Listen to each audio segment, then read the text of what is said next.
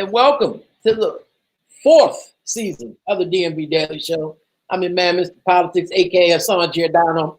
Our opening video, I don't know where it went. Bye-bye.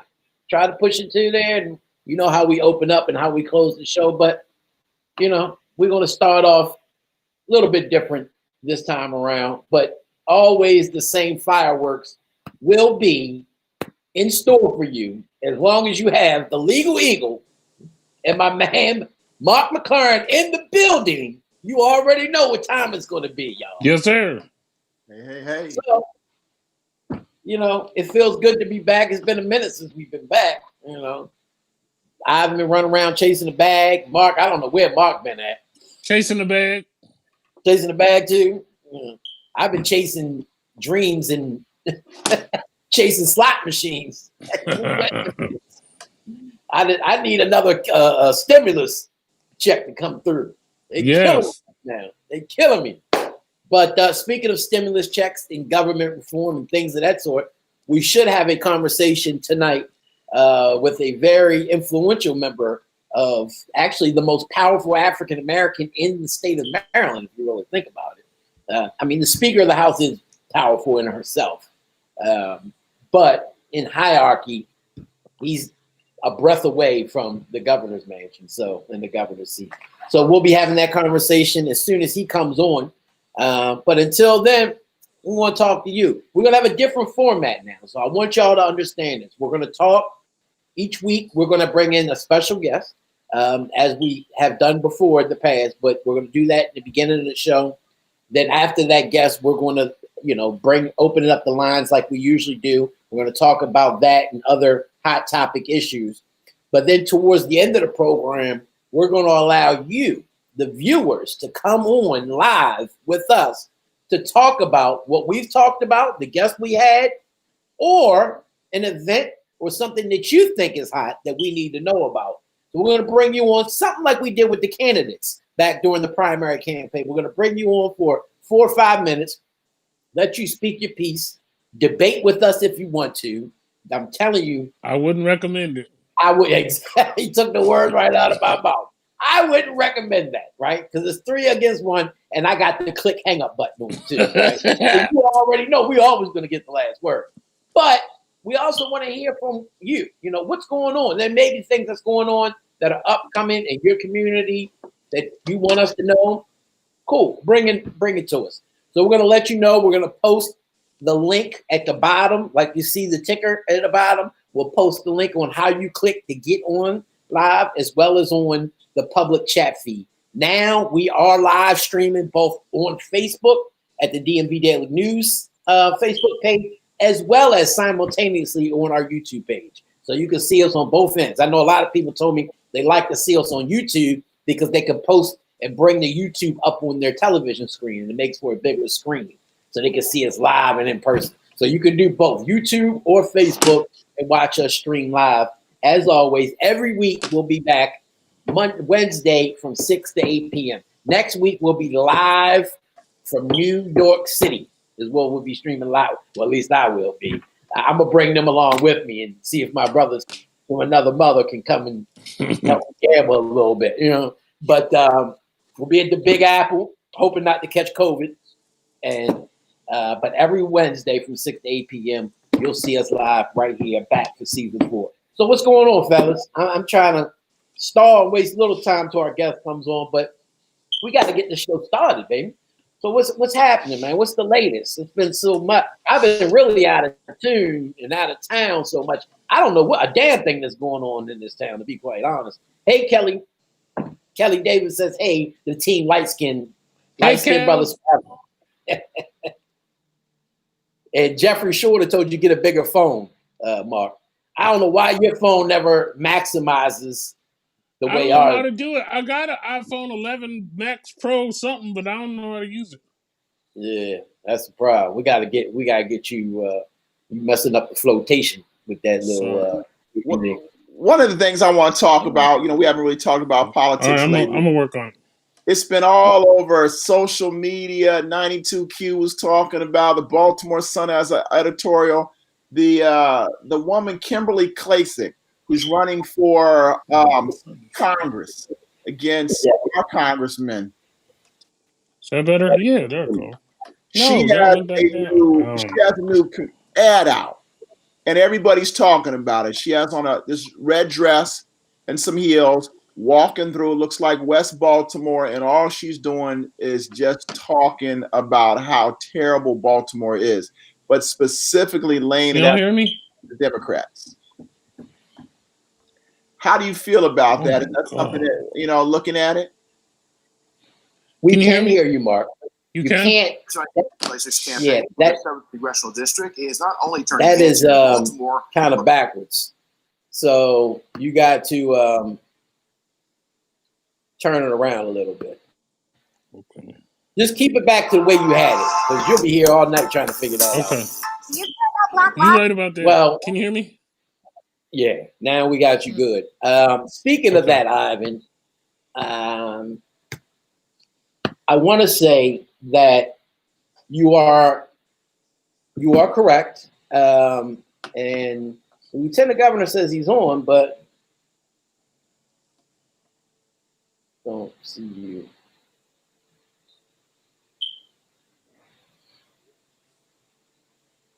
We're going to go into the ad, so everybody who's watching understands what we're talking about before we rip this video. Because I saw it, and I have a very big issue with this, and Miss Klasick, her acting like she's from Baltimore when in fact she's not. But here's the video for those who want to see it, who haven't seen it.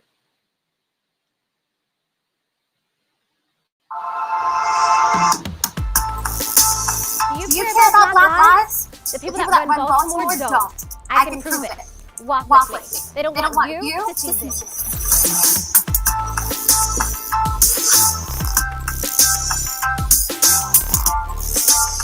I'm Kim Klasick. This is Baltimore, the real Baltimore. This is the reality for Black people every single day. Crumbling infrastructure, abandoned homes, poverty, and crime. Baltimore has been run by the Democrat Party for 53 years. What is the result of their decades of leadership? Baltimore is one of the top 5 most dangerous cities in America. The murder rate in Baltimore is 10 times the US average. The Baltimore poverty rate is over 20%.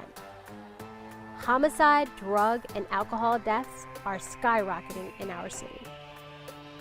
Do you believe Black Lives Matter? I do. The vast majority of crime in Baltimore is perpetrated against Black people, who make up 60% of the population. So why don't we care about our communities? The Democrat Party have betrayed the Black people of Baltimore. If the politicians walked the streets like I do, they would see exactly how their policies and corruption affects us. If they don't want to see it, they don't want you to see this. Go to any Baltimore neighborhood and ask this question. Do you want to defund the police? No. No. Absolutely not. I had 3 sons killed in Baltimore City. And I think if we defund the police officer, it's going to be worse than that. So no, I'm opposed to that. What are you going to defund the police for? Why? How do you defend your city, your community? Families are losing people. It's not just Baltimore. The worst place for a Black person to live in America is a Democrat-controlled city. It's 2020. Name a blue city where Black people's lives have gotten better. Try. I'll wait. Look at this. How are children supposed to live here and play here? Democrats think Black people are stupid. They think they can control us forever, that we won't demand better and that we'll keep voting for them forever, despite what they've done to our families and our communities. Are they right? I'm Kim Klasick, and I'm running for Congress because I actually care about Black lives. All Black lives matter. Our communities matter. Baltimore matters. And Black people don't have to vote Democrat.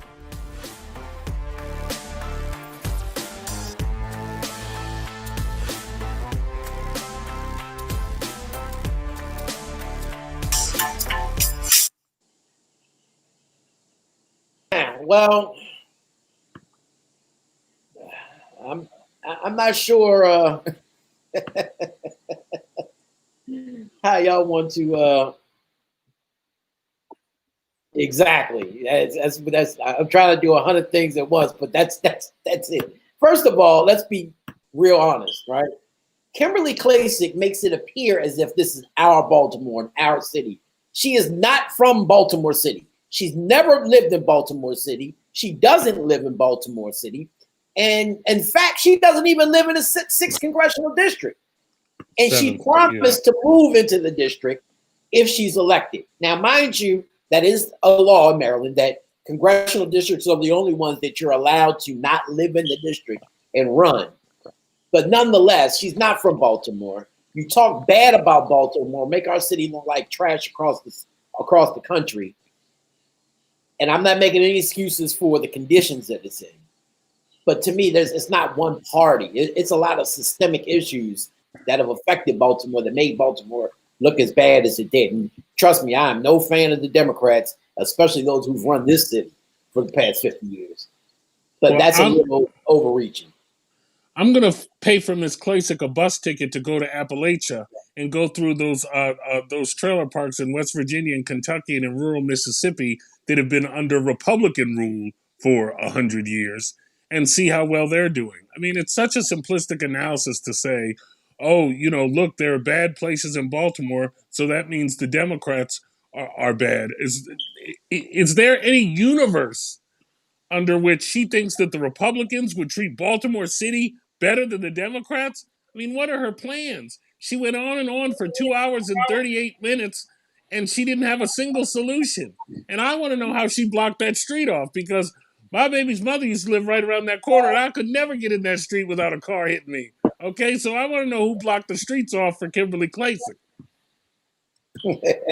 I think it's par for the course. Because I'd have hopped in an Uber and ran her over. I think it's par for the course. She wanted to do something to bring attention and shock value, and she did.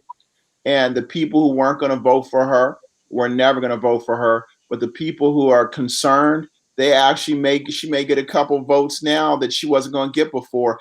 And more importantly, that video. So the last thing I'll say about that is that she is cynically, look, everyone knows she has no chance to win. What she's doing is grifting, okay? She's raising money off of racist white folks all across the country by downing Baltimore. That is her game plan. She is putting money in her campaign coffers in an unwinnable race by ridiculing Baltimore City. The fact that folks that I know, admire, and respect in Baltimore City are sharing that video on Facebook and saying, well, she got a point. Oh, kill yourself. She doesn't have a point at all. She's got no solutions. Mark, can you hear Ivan? No. You can't hear me, Hassan? I can hear you fine. Mark, can you hear me? Can you hear him now? Speak, Ivan. Test. And Mark, can you hear me? All right. Log back in, Mark. Oh, when you did it, it must not have came back in. Go ahead, Mark, because I knew he must not have if he was cutting you off. And we have the lieutenant governor who's trying to log in himself. He's having a little bit of issues right now. He's been on since 6 apparently, but he may be in another universe. So what were you saying, Ivan, about Ms. Klacik? Hey, I think it's one of those things. She had no buzz about her candidacy. Now she has buzz. Her videos going viral. People are liking it. People are seeing it. And amongst the political donors in the Republican Party, she's someone they're looking at. And she's like, okay, you know what? Black lives do matter to me. And look what they're doing in Baltimore. And all that's going to do is the people on the Republican Party who all of a sudden like, well, I want to be woke, but I don't want to be that woke. They can then give her money and write her checks. And then that's what she can go ahead and do. Get her name out there. She doesn't have a snowball's chance, and you know what, to win. But now she can raise money. She gets her name profile, her name ID out there, and she basically defecates on our city because she don't care about it. She's a grifter. Well, it was her trashing the city that initially got her the attention in the first place. Because the president, if that's what you want to call him, some people call him 45, but he posted it on Twitter and congratulated and dogged Elijah Cummings at the time, God rest his soul, who was the congressman, which led to her getting this big buzz. She was on Fox News and Fox and Friends morning show. And, and so now we see the president again retweet it. And this is what we got. So I'm telling you, if you look at her campaign finance report, her FEC filing next month, there's going to be tens of thousands of cousin kissers from Oklahoma that have sent her $25 because she was willing to take a dump on where she supposedly lives. It's shameful. Yeah. But I'm glad that they're wasting their money on Kim Klacik and not on a competitive race that the Republicans could actually win.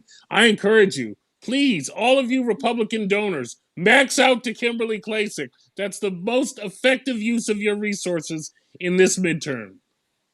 In this presidential. Please, I beg of you, max out to Kim Klacik. It's I think it's just kind of a deeper conversation we have to really maybe have, about the politicians that we have and the politicians that we're electing, and what does that say about us?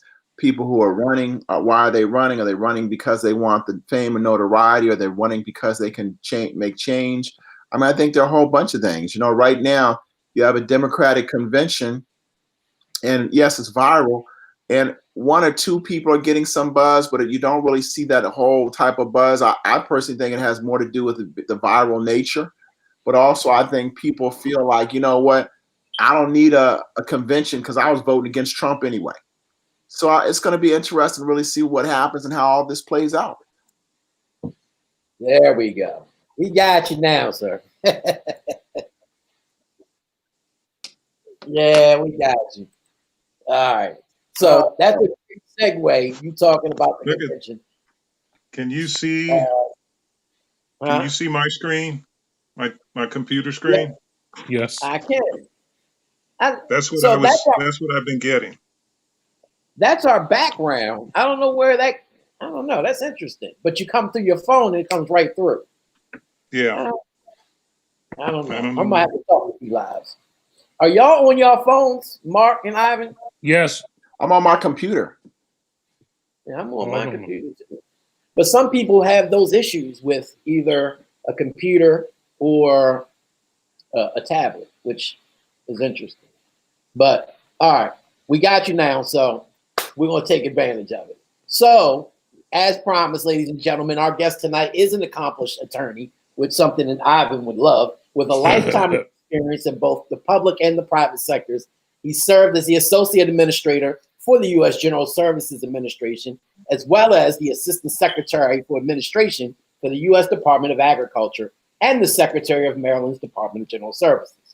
Now, he's helped lead the Hogan-Rutherford administrative efforts in combating the opioid epidemic, reforming burdensome regulations on job creators, and helping to break the cycle of poverty between family generations. He holds a bachelor's degree in economics and political science from Howard University, as well as a master's degree in communications management and a law degree, both from the University of Southern California, making him a bad man. Look, I've known him for a couple of years. I never knew he had all those degrees. It was that learned. He's a bad man. Now, he's a native of Washington, D.C., and we're not going to hold that against him because he currently lives in Columbia, Maryland with his wife, Monica. And his greatest honor and achievement, in my opinion, is being the successful father he has in raising those three great adult children that he has. He was elected as Maryland's 9th lieutenant governor in 2014. He was only the second Republican to ever hold that position and became the only Republican to win re-election to that post in 2018. And he will be, in my opinion, the first lieutenant governor to ever successfully win the governor's seat 2 years ago. We ain't gonna get into all that. Ladies and gentlemen, he's got to run first. Doesn't he have to run to do that? That's right. Don't let him push you, Mr. Lieutenant Governor. Do not let him push you. I know. You gotta turn that back around. You just went sideways. You just turned it sideways on us. I turned it sideways. Oh, I gotta turn it back the other way? Yeah. There you go. There you go. Okay. I was getting a portrait view on mine. So okay. Yeah. Jason learned how to do that himself. A little technical difficulties here. That's all. Yeah. All right. So we got you, sir. Welcome. Welcome to the show. Thank this you. Is your first time being on the show, isn't it? I believe so.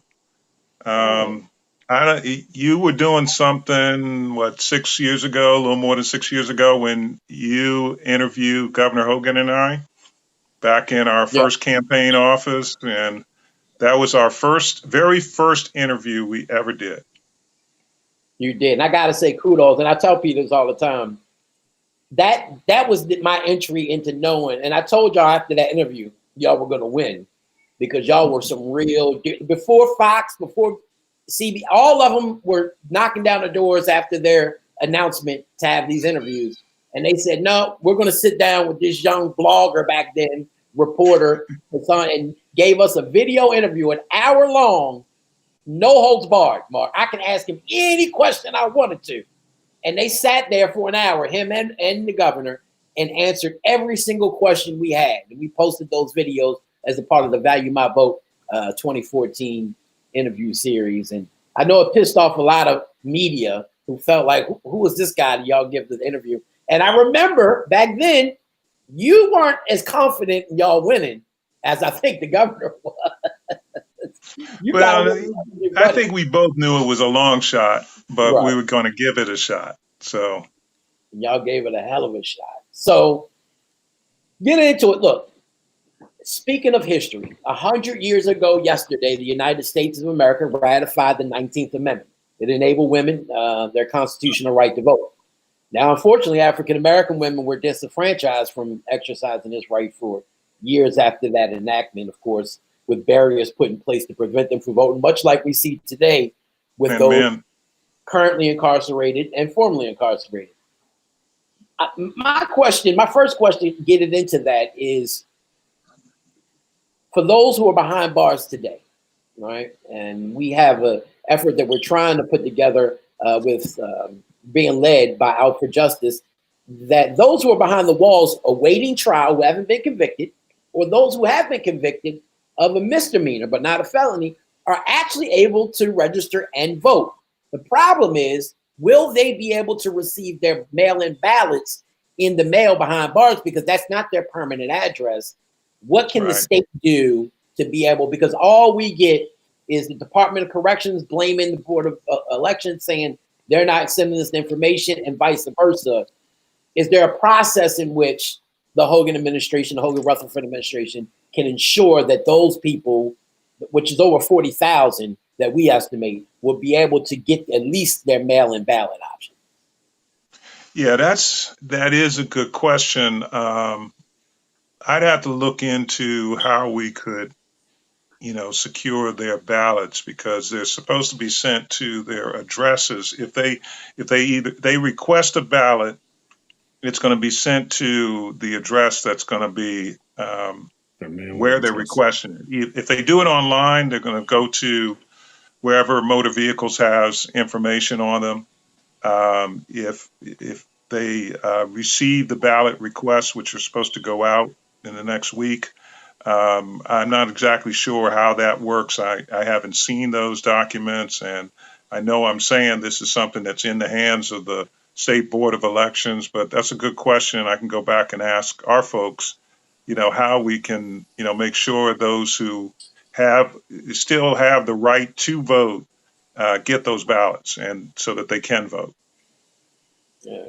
Speaking of voting, there seems to be. Can I say something on voting too? Just I know you have a list of questions, but 150 years from February, but 150 years this year from February was the ratification of the 15th Amendment, which gave former slaves, male slaves, the right to vote. And then 50 years after that was the 19th Amendment that gave women the right to vote. And of course, it took another 95 years for the Voting Rights Act to be able to enforce the 15th Amendment, federal government to enforce the 15th Amendment. Absolutely. See, y'all, he knows his history. I'm telling y'all, he's a smart dude. He ain't get all them degrees out of nothing. I'm telling you. But speaking of voting, it perplexes me. And we keep it real on this show, right? And we don't want to get you in any political trouble, right? But there seems to be a very partisan divide coming out of Annapolis, with Democrats jumping up and down because the governor, your administration, has said, well, we're not going to make it all mail. We're going to open up the polling locations across the state, but they wanted an all mail system. And now we have a lot of confusion amongst voters who don't understand what's going to actually go on in November. Can you speak to the viewers about where we stand right now in how they can cast their ballots in November? Okay. The process right now is the Board of Elections will be mailing next week, at least that's what they said, applications for a mail-in ballot. You can go online right now to elections.maryland.gov, which is the Board of Elections website, and request a mail-in ballot right now. You can do that. I did it a few minutes ago. It took 5 minutes. The only thing that you need to have available is a Department of Motor Vehicle license or ID. But there is a button there if you don't have that ID on how you can get your ballot. So that is something you can do right away to request that mail-in ballot, and then it's going to be sent to you.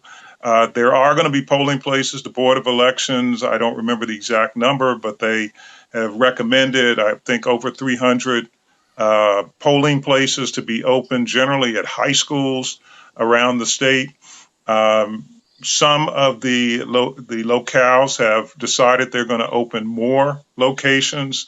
And also the locales, the local boards of elections are putting in drop boxes. So if you do receive that mail-in ballot and you don't put it in the mail, that you can drop it at locations, which they did this past summer. The reason that the governor wanted to go to this option, having people have the option of going to a polling place, is that, as we saw in the primary, a lot of people never received a ballot. There were even the State Board of Elections, their own report said that 160,000 ballots came back as undeliverable. So there were 160,000 people in their records, and I think it's much more than that, quite frankly, because the State Board of Elections, in my opinion, is incompetent.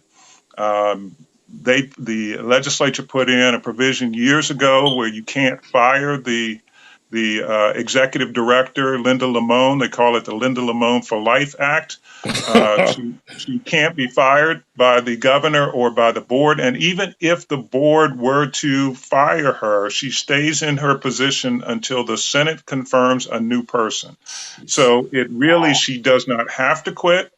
And if the board even fired her, she could stay there until now Ferguson would have to agree to confirming a replacement. So we don't have a lot of faith that they would be able to mail out ballots to people, which they didn't do last time. And you had people showing up at the polling places saying that they never received a ballot. Like I said, they said 160,000 came back. So those were people, some of them might have been people who passed away, but they were at least ballots that people did not cast.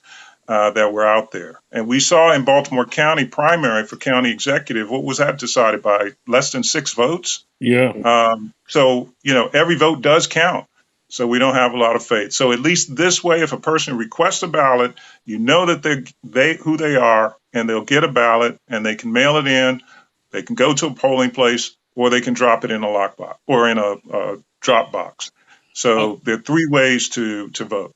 With respect to the prisoners' questions, Hassan, I got an inbox that says, send the prisoners their ballots certified mail, which requires corrections officials to allow them to sign for them upon delivery. They already have a legal mail process. So that might be a solution to, if they can get legal mail, then just make their ballot legal mail, Yeah. Well, okay. That's something we can investigate. Again, it's the decision would be with the State Board of Elections. Sure. We can recommend to their board or to them that they go forward with that. I don't know how the mail process works in the jails. I know they go through the mail just to make sure there's no contraband coming in. But sure, like you said, if there's some way of certifying that it is what it is, then they can do that. Right. And look, let's be honest. The Board of Elections hasn't been. What baffles me is they keep talking about this shortage of election judges, and I really think they're making up the number because I'm going to tell you something. I and 3 other people that I know, once I told them that they can get paid and how much they get paid as an election judge, we put in applications to be an election. I've been an election judge 4 or 5 different times. Back in May, we didn't hear anything from the Board of Elections until last week. No. And they mailed us something to say, oh, thanks for signing up to be election judge. Now here's a whole nother form you need to fill out and then mail this back to us. And then we'll get back to you in terms of. So by the time all that happens, it'll be mid-September, into September. Then they got to train the people before early voting starts in October.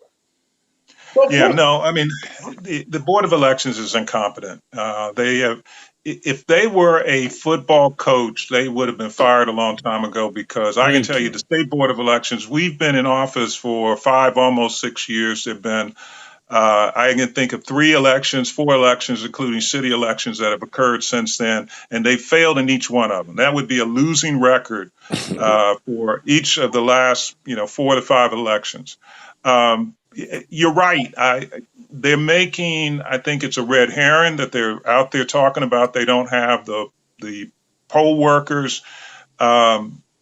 Yes, a number of the traditional election workers have been volunteers who are retired, but we put out a request or information to state employees. We have 7,000 state employees who volunteer to be election judges. Wow. That should help. That should help tremendously. Really just about do it. And I heard Armstead Jones talking about he needed 300. Most of our state employees are in the Baltimore region. So I'm not sure where the disconnect is. When we had 7,000 volunteers, they can reach out to the college students who most of them are at home. They're not going off the campus. And all you have to be is 16 years old or older to do it. So you can reach out to the high school students. And I know some of these high schools require community service before they graduate. Right. I see the sun is setting. I'm going to change my shutters here because it looks like I have face paint or something on it. Change the blinds a little bit. Still light enough. Okay, good. Okay. So, I think there's a little bit more effort that these folks can do instead of just, talking and making excuses. It's almost like they want to have an excuse for their next failure. Exactly. Staying on voting, Mr. Lieutenant Governor, why is it that we don't why add in the extra step of mailing people an application to have an absentee ballot that they have to somehow get back to people? And there were many failures in the June election, but one of them really was not that, like if we have a robust option for people to early vote and to drop box vote and to be acknowledged by the Board of Elections and a ballot sent out to them. You know what I mean? Like you're adding in an extra step I understand. here with the Postal Service under step. great stress. You know what I mean? It is an extra step. I do understand that. But like I said before, when they were sending out ballots, 160,000 of those ballots came back as undeliverable. Right. So they're not hitting their numbers even when they send those ballots out. Everyone is not getting a ballot. And there are multiple steps. Yes, you can go online right now. Like I said, a few minutes ago, I did it just so I could tell people on this podcast that it took 5 minutes. And it was 5 minutes, including me getting up and walking and getting my wallet from the other room to get my ID so I could put in that information. 5 minutes to make the request. So it doesn't take long. The other method, they're sending out these applications in the mail. And so those who don't do it online can go ahead and do it through the application process. But the problem was 160,000 of those came back. And when they sent out those blanket ballots, they also go to people who are no longer at that address. Our son has not lived in our house in 17 years. He is registered to vote in California. We received a ballot for him. Now, I talked to the Board of Elections and said, why is he still getting a ballot? He doesn't live here. He hasn't lived here. He hasn't voted here in 17 years. And they said, well, he has to send a letter saying that he's not on. I said, well, he didn't do I what don't we asked understand. when he did live here, let alone Right. now. And he's not going to take the time to send something to you all. And I said, isn't there a process that you look, if a person hasn't voted, I don't know how many elections, give it, 3, give it 5, I don't know, whatever number you pick. Shouldn't you take them off the rolls? I mean, we have same day, registration now. So it's not a penalty to be taken off the rolls, particularly if you haven't voted in some period of time. Maybe you're dead, or you moved, or there's some other issue out there. So that's part of the problem. And that's not even including in that 160,000 that came back as undeliverable. I wonder how many of those thousands of mysterious Brandon Scott votes went to Bernie. I'll let you go into that. Dave's sake. We don't get into all that. I'm not touching that. Now, I have a question. It seems that Miss Linda Lamel's a huge problem. Is the governor at any point in time willing to try to address the issue of having his hands tied in terms of not being able to hire and fire from that position with the General Assembly? Is that something, or is he just going to say, hey, it's nothing I could do? Or is he going to say, hey, even though it won't necessarily benefit me, this is something that we need to really focus and deal with?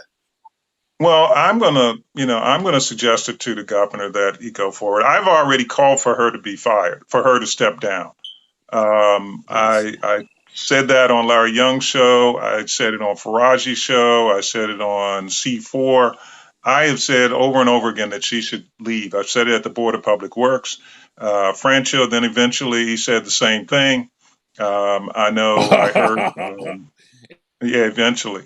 I heard Corey McRae wants her to step down. Cheryl Kagan out of Montgomery County, Jill Carter. So we're going to be putting pressure on Ferguson to make some decisions there because he holds that key there, just like Mike Miller, who set this whole thing up. And yeah, we should put forward legislation that changes that law that says that she can't be fired by the Board of Elections.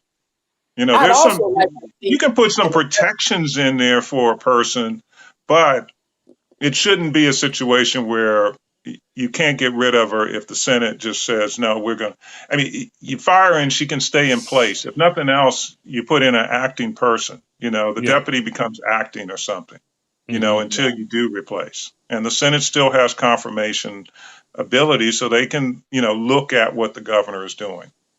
And they've had it doesn't matter who that governor is. They've had oversight hearings in the House and the Senate on these failed elections, right? What I want to understand is $1.7 million that went to KO Communications that was insider. Insider. That was O'Malley administration insiders that got this communication firm that were supposed to communicate this to the public about the election. I never saw a video, a television ad, or anything in regards to the election. But that's $1.7 million of taxpayer money that they spent on this. Yeah. I'd really like to see where that money went at. But yeah, and they're going to spend more money. They have a contract with them. They're going to be spending more money for this election with the same company, same group. Well, speaking of ineffectiveness, let's talk about the Trump administration right now. So 6 states, including Maryland, has sued the Trump administration over their handling of the United States Post Office, including removing mailboxes. And of course, the Attorney General Brian Fauch called it the most deceitful plan to disrupt an election in American history. I know your administration has been involved in a lot of this stuff, from the coronavirus to a lot of they don't really say about it's a federal thing, the post office. What is your administration's take on how we handle the mail-in process when it comes to the election upcoming and things of that sort? Yeah, I personally have confidence that the Postal Service has the ability to handle the election volume, because if you really think about it, the volume of postage has gone down over the last 10 years. People don't write letters. Younger people don't pay their bills, by writing. They don't even have checkbooks. So they're not writing checks anymore. They're paying by, pay online. I pay most of my bills online, and I'm an old guy. So I think that they have that volume. A lot of the mailboxes, they get moved all the time. And the post office has a process for moving mailboxes. So I'm not really concerned about that. We'll see what the federal authorities say, the Congress and their oversight hearings to see what is going on with the Postal Service. But there's the volume of letters is substantially different than what it was just 10 years ago. Think about, when you were younger, how many Christmas cards you got and how many Christmas cards you get now. Do you even send Christmas cards? I mean, I do. I'm an old guy, but I do. But we don't get the volume of postage as we used to. And then, the packages are going through, FedEx and UPS and Amazon. So I'm not overly concerned about it. I know there are a lot of people who are. There may be some issues with regard to just with COVID. Now, that's a separate story where there are postal workers who are not working because they are sick or they have concerns. That's a separate issue than what they're talking about in terms of facilities. So I'm astounded to hear. I mean, we aren't getting our mail now. I mean, there are problems with. I would encourage you guys to really have conversations with postal workers. It's not about postal workers being sick from COVID. It's about this administration is taking whole sorting machines out of commission, and they are decommissioning mailboxes. And so I have even noticed a change of now how I get my mail versus how I got my mail 3 months ago. There has been a massive diminution of the ability of the United States Postal Service over at least the last 90 days, and that's before the first absentee ballot gets mailed at all. So I mean, I hear you, Mr. Lieutenant Governor, but I'm astounded to hear that you feel like this system, as currently constituted, shouldn't have a problem handling these absentee ballots when they're having a problem now, today. Yeah, well, I mean, I get my mail think on it's time. a different story, but that's just based on the experience I'm having. Sure. I know Baltimore has had some problems, and some parts of Montgomery County has had some problems in terms of getting their mail. And in talking to some of the folks who've called the Postal Service, the response that they're getting is that it's more from a standpoint that they don't have the workers, and they've had a number of folks sick. Right. So speaking of sickness, COVID-19 rocked this world, not just this nation. You guys handled it very, very well. The governor, it kind of threw you for a loop. And that's what I really want. It's still a challenge. It's still a big challenge. It's not over. Right. Because people don't realize that the governor had to solely focus on the recovery aspect of COVID. You've been running the day-to-day operations of the government since. How has that changed your perspective on government and even possibly running in 2 years to be the next governor? Has that changed your mindset any, having that constant? I mean, look, you weren't not busy as a lieutenant governor before this happened, but I'm sure your day-to-day has changed dramatically since all this has happened. Right. It hasn't really changed anything in terms of thought and understanding of what the role is. So, I mean, I had been involved in a lot of the decision making over the last, several years. We did go through the period of time where the governor was ill. So I was familiar with what the role is, but it's a challenge. Everything has changed, particularly with Corona. So we don't have as many external meetings. They're not the events that used to, pop up on your calendar where people are inviting you to some event or a speaking engagement.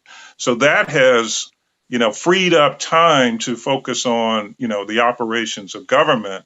Whereas before you may be, speaking at a luncheon, the Chamber of Commerce or community association or some awards program. Those things have all basically gone away. No one's doing that. There are not a lot of meetings with external people. It may be phone meetings or Zoom meetings of some sort. But so it's really changed how we, engage with the public, so that creates more time to focus on the internal operations of government. Now, speaking of that, and I know I was having this conversation earlier today with some state employees who are worried because they're concerned that Congress isn't doing their job. They had another package that was supposed to be done, and they, of course, go to recess. I've never had a job that you can go on recess for a month and still get paid for it. But of course, they went on recess. There was no package. The president put in certain criteria that are still debatable. One of them being unemployment, which has been cut off, but he has proposed up to $400 unemployment, with a quarter of that coming from the state. Earlier today, of course, your administration has agreed to take on that financial ability, but he also proposed the payroll tax reduction, which will help a lot of state employees. A lot of people, including Republicans, were against that, but the president did put that in, as well as the unemployment. What does that look like moving forward from your administrative standpoint, and for those who are worried about reopening? Is there any sense on how we're going to reopen over the next few days and weeks to come?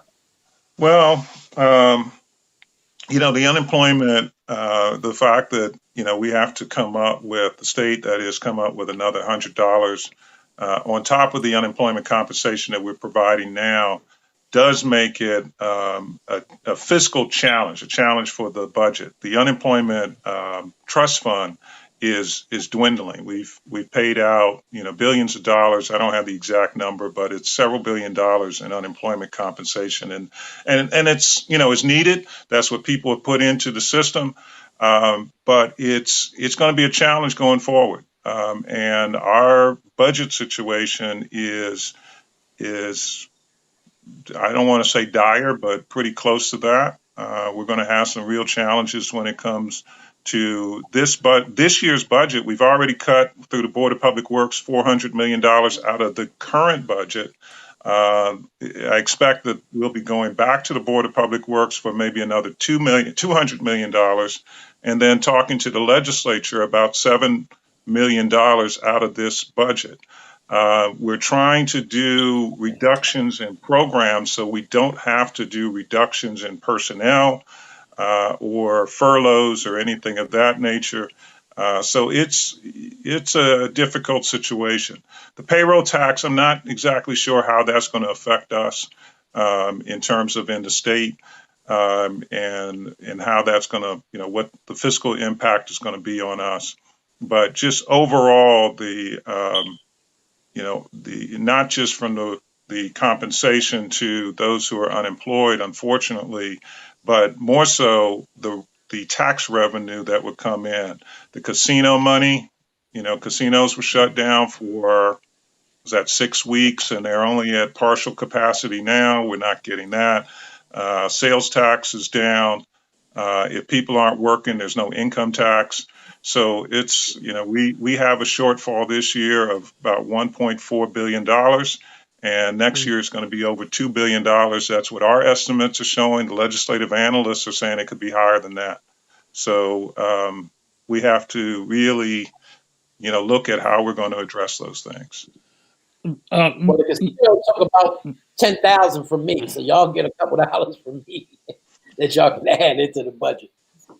So I'm actually glad, Mr. Lieutenant Governor, we touched upon unemployment, because one of the things that I've observed in this administration is that when you are put in charge of something, you tend to get things done.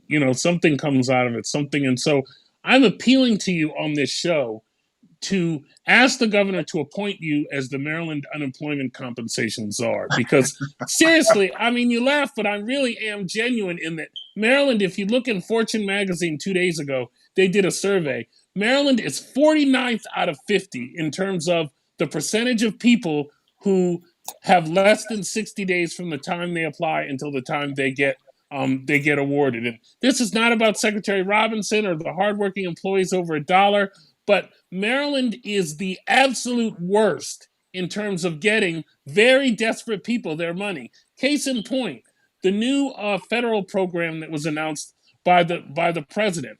A state like Arizona, comparable size, they applied a week ago for the waiver. They got the waiver they got the approval from DOL 2 days later. Guess what? Next week, that extra $300 is going out for folks. Maryland puts out a statement today that we're applying today and we're thinking maybe late September is when you'll start seeing there's no other state in the country that is taking 7 weeks from the time they apply for the DOL approval of the money and until it starts flowing into actual people's hands. And I say this to say that, people are calling. I mean, I'm in these Facebook groups and people call, like, they get up at 7 a.m. and call all day until 5 p.m. and never get a response. They send emails to everyone. They never get a response. Like, our system in Maryland, and I understand that it's overtaxed and everything else, but our system in Maryland, our unemployment system in Maryland, is fundamentally broken.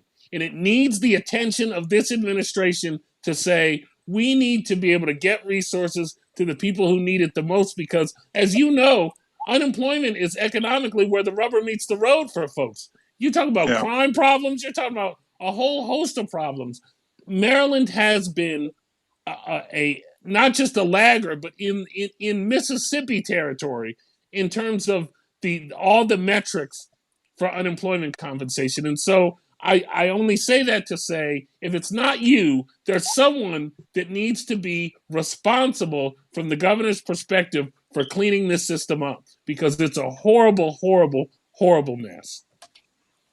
Well, no, thank you for that. I know we do know my office gets calls directly from constituents with regard to unemployment, and it is still very difficult. I have, stressed that in some of our meetings and conference calls with the cabinet members, and sometimes they come in with, this has been taken care of, and this is going well, and this is going, well, and I will, chime in and say, no, it's not. Based on the people who are calling my office, there are still problems, and the people who we respond to from my office and, pass them on to Department of Labor, and still not getting satisfaction. So, I hear you. I'm not sure I'm going to volunteer to take it over, but I will talk to the governor and our folks to say, it is still a problem. And, you're right. I mean, we shouldn't have been in a situation where we're going to take that long. I don't know. And I hadn't talked to the governor. I think that he probably was hoping that that Congress would come in and renew the CARE Act and continue with the $600 plan. But I think, when he realized that just looks like it's not going to happen at all, he said, okay, well, we'll just have to go forward with it. Ivan, you've been kind of quiet, man. You got no. Yeah, I'm just really listening. A lot of what I want to talk about deals with the criminal justice system. Right now, one of the things that we looked at was the governor talked about initially how he was going to try to let individuals out in terms of with the COVID. One of the things I'm concerned about is you have individuals who are lifers. They're doing life sentences. And the only way that they can get out is with the governor agreeing to that. How is that something that you can, you feel that's something, even though it's a Democratic thing under Glendening initially started that, do you feel this is something that Governor Hogan or the administration is going to continue to allow that to be the case, or would you eventually turn that power over to the parole boards to allow individuals who are doing life sentence to have the opportunity to eventually come home? Yeah, I know that's something that has been discussed. We've talked about that, particularly for, the older inmates. Many of them have, underlying health conditions that, that make them far more susceptible to dying from COVID. And so there's been a lot of discussion about that. The challenge usually that comes up is that, these are individuals who are in for pretty heinous crimes. And so while they, at this point, probably in their lives, are not really much of a threat to anyone else, there's still the families of the victims out there that are very opposed to those types of things. But it is something that has been discussed and debated back and forth within the governor's office and all of us around in terms of what is the best thing to do in those situations. So here's another question, and this goes to, I think, a sensitive area for the administration, but I couldn't have you on without broaching it.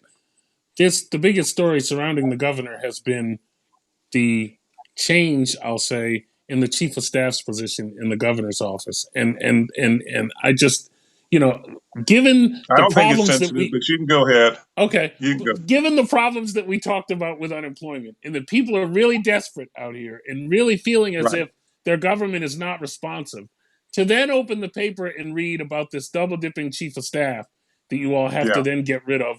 What are your thoughts? When did you guys know? Is this something that you were? And look, I know bureaucracies. I know that he didn't take anything he wasn't entitled to. Don't get me wrong. I know he wasn't Right. stealing. But it's the optics at the end of the day, as you well No, understand. you're absolutely right. I found out about it last week when I think the world found out about it. In terms of him getting this severance. I did not know, one, that he was getting a severance. I knew that the salary for Maryland Environmental Services is very high because, in every administration, somebody wants to be that chair, that executive director, because of the pay. So I knew it was high. When he was first announced to be the chief of staff, when our previous chief of staff was leaving, I remember talking to the appointment secretary, and both were saying, yeah, he's going to have to take a pay cut, coming in, because that's not what the chief of staff currently makes. I was surprised to find out that he was making the same amount of money, or about the same amount of money that he was making at Maryland Environmental Services. I spoke to the governor on Monday. He was surprised that he was making that much money. I spoke to the appointments office. He was surprised. So I don't know how all that happened. Somewhere along the line, somebody said, oh, it's okay. Maybe, I don't know. I'm just going to say sometimes people aren't paying as much attention and things happen and they're trying to move quick. Now, as far as that severance package is concerned, I mean, I tried to, in these positions, look at it from a standpoint of how is it going to look on the front page of the paper? Yes. That is the first government appointed position I had. A wiser gentleman said to me, think about how it looks on the front page, and working in DC on the front page of the Washington Post. I taught ethics at Howard Community College for a while. And one of the rules in ethics is, how are you going to, you do something or make a decision today, are you going to be able to justify that decision and the potential, ramifications of your decision later? And so it's one of those things that I felt it should have been something that was, fully discussed, first of all, with the administration when he was coming over. And secondly, just I know they've done that before with previous guys, but typically previous guys who got it, they were forced out. Usually severance is where you get fired, and you don't have any place else to go, or you have a contract that gives you some kind of compensation when you leave before your time. And just the fact that you're taking another job in a quasi-independent agency going over to the state government, to me, doesn't justify it. So it's also the board that would make that decision, that I would be questioning that board in terms of, what the heck are you guys doing? what is the thought process there? Whose idea did you just say, oh, this is how we've done it in the past? Well, that to me, that kind of answer should get you fired in an administration that's supposed to be change agents. That if you say this is the way we've always done it, then it's time for you to go. If you say this is the way we've always done it because, and you can explain it, then we can have a difference of opinion. But if you just automatically are saying this is the way we always do it, sorry, but I appreciate your service, but it's time for you to go. So no, I was surprised. A number of people were surprised. I'm quite sure there's some people that I've talked to who said, oh, I didn't know anything about this, that did know something about it. They may not have known all the details, but they knew more than what they're telling me. And so it reached a point. I had gotten some more information over the weekend and had planned to talk to the governor about it on Monday. And when I came in to talk to him about what I was concerned about, he was concerned about the same thing and was letting me know that Roy was going to be leaving. And he is gone. He's gone. Yeah. Well, because we got Nancy Pelosi. Well, we ain't gonna get into all that. But the Democratic National Convention is tonight. Right. It was the last couple of nights. Yeah. Right. Have you been paying attention? And the Republican convention is next week. Will you be a part of together? I have not been invited to the Republican convention, so I don't anticipate. There's no one speaking that I want to hear, and I have not been paying attention to the Democrats' convention. I may listen, try to hear Kamala's speech. I mean, that would be the only one tonight, and then I probably would tune in for Joe Biden's speech tomorrow. But if I miss either one of them because I'm watching the Orioles game, I will watch the Orioles game. I'm not a big convention person. Now, I would say I was a Bush delegate, George W. Bush delegate. I had a good time up in Philadelphia at the convention. And so I did partake in that. I went to the second convention when there's reelect, but I generally am not. I guess I've passed that point where I sit and watch conventions. There's not it's not like the very old days where everything you didn't know for sure who was going to be the candidate, who was going to get the nomination. Yeah. It used to be that you didn't find the vice presidential candidate until the convention. Yep. Now that's announced beforehand, but it used to be that was at least the last of those suspenseful things. Who's it going to be? Who are they going to pick? So now it's really more of a show, which is good. I guess that's nice. It's good. But no, I don't. I'm not going to change schedules to look at it, and I haven't so far, and definitely not next week. So, well, Mr. Lieutenant Governor, I know we took you over the time allotted. Yeah. Well, we had some technical difficulties. Yeah, and we had a good conversation. Yes, we did. Well, thank you. And I will do some follow-up with regard to the unemployment, to see what's still going on with that. And I appreciate it. Like I said, we get some calls. I've taken calls personally. People are surprised when I tell them exactly who I am. Mm-hmm. But and just trying to, in some cases is where people, like you said, have not gotten a call back. Just to call them and say, okay, we're trying to work on this. This. So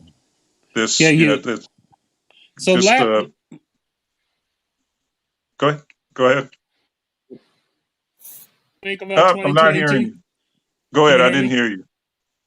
Will you pledge to us that when you have an announcement to make about your future plans, that you'll come back on our show? We want to hear it first. Return to the scene of the crime. I don't know if I can. Promise to be first anywhere. So okay, how about this? can you promise that in the wake of your announcement, you'll come back? Sure. Is that good enough? Sure. Yes. Yeah. I'll take it. And Thank you, it Mr. doesn't Lucci. matter which way I announce, right? So Right, if I decide absolutely. not to, you guys are not going to care about me anymore. No, That's that's like, not you know, true. You still if you have to say, do. "Hey, I decided because this is not what I want to do. I never wanted to do this. I'm happy with what I've been working on, and I want to ride off into the sunset." You guys will say, "Oh, you're not relevant. We don't want to Oh talk no, to no, you. Here, no, no, no. We you're just still want you another on. person there." We still want you on because you're still our soldier in the fight against the knuckle draggers in your party. So we always want to talk to you. All right.